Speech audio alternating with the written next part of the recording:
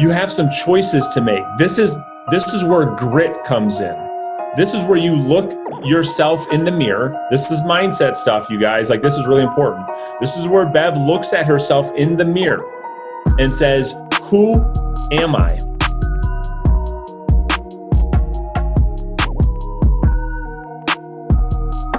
There are 4 levels of learning that everybody will go through, okay? And so what you're going through right now, the first level, Bev, is what we call unconsciously incompetent, right? And this is where you're just excited to start something new.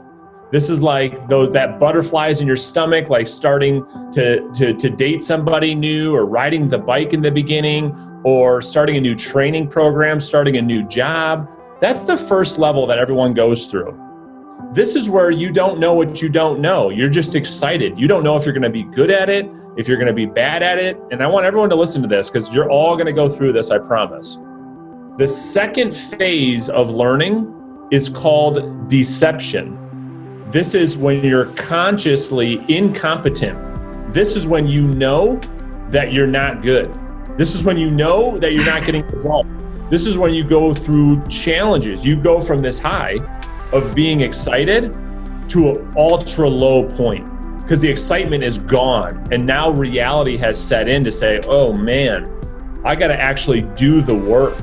And so when you're doing the work without getting the results, that creates what we call deception. And you start second guessing everything. Am I doing the right thing? Is this training program the right thing for me? Did I waste my money? All of these thoughts start to creep into your mind. That is called normal.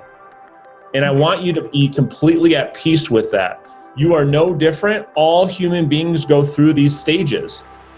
Now, the question right now, right here, it's just like I said last night, you have some choices to make. This is where grit comes in. This is where you look yourself in the mirror. This is mindset stuff, you guys. Like, this is really important. This is where Bev looks at herself in the mirror and says, who am I? Do I want to become? Because right now you're inflicted, and this is why I call that second training face off with the man in the mirror.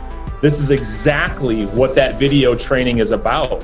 And I know it's emotional, because your choice right now is to regress back to your old baseline, regress back to the old Bev, who you may not like, I don't know. But you have an option to create a new Bev, a new character, a new person that no one knows yet, including yourself. And so that's the exciting part about deception, is somebody gets to create that new character, because phase 3 is what we call consciously competent. This is where you're starting to get results, but it's still very difficult. That's the next phase. And if you push yourself, if you double down on your activities and not worry about the outcome, detach yourself from setting appointments, detach yourself from getting listings. If you just push yourself over the next 30 to 45 days, you will get results, but over the next 30 to 45 days, you have to not worry or even think about that. You have to trick your mind to say, I'm only focused on one conversation at a time. And what I want you to do, Bev, is I want you to have a daily conversation goal. And I want that to be your only focus. And so you can make it up to be wherever you're at. If that's going to be 10 contacts, 20 contacts, 5 contacts, that's all I care about right now. Bev is just going to focus on conversations, not what happens with the conversation, just having the conversation. The learning is in the doing, because stage 4 of learning anything new is where you become unconsciously competent.